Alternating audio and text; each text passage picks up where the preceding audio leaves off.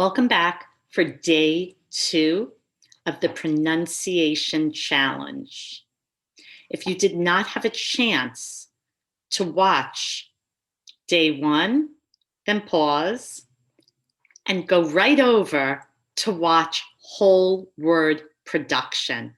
I don't want you to miss one single video. So I'll wait for you here, but go watch whole word production and then come back, because today's topic, which is so much fun, is called tricky silent letters. So my goal in this video is to highlight your awareness that they exist, share a few, and then by all means, if you want to grab our 74-word audio file and PDF, certainly reach out directly. I remember many years ago, so many years ago, I was working with a client from Argentina, and when she realized that the word ballet, which ends with a T, is pronounced ballet, she was horrified. She was such a bright woman living here for several years, and she couldn't believe that she was mispronouncing the word all these years.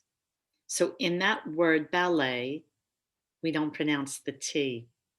That is an example of tricky silent letters. Here's a few more, and I'm sharing with you some of the words that I frequently hear mispronounced. Bomb, bomb. The B, that final B, is silent. What do I hear all the time? Bomb.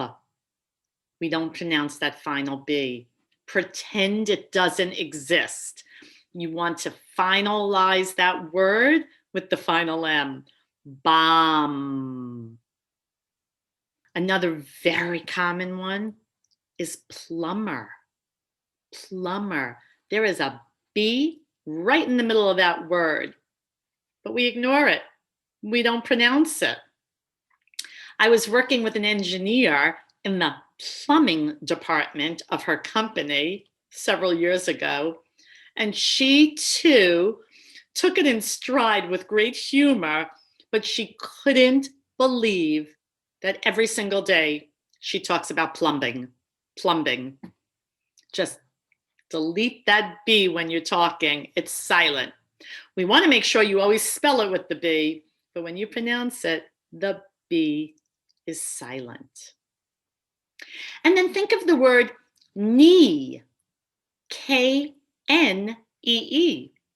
We don't pronounce that initial K, just like in the word knight, a knight in shining armor. We don't pronounce that initial K. They are both silent. We write with the K, but it's silent when we speak. Now, I call this tricky silent letters. I've just given you examples of the silent letters. So what's an example of a tricky sound? How about enough? Enough. There's no F in that word if you look at it, but that final GH is pronounced enough, just like the word tough. Also, that GH becomes an F sound. Is there an explanation? It just all dates back hundreds of years, the way the language was created, way before your time and my time. The important thing is that we become aware of these tricky silent letters, and we practice them, and we improve our pronunciation. Don't forget, make sure to click on the subscribe button so that you get tomorrow's challenge.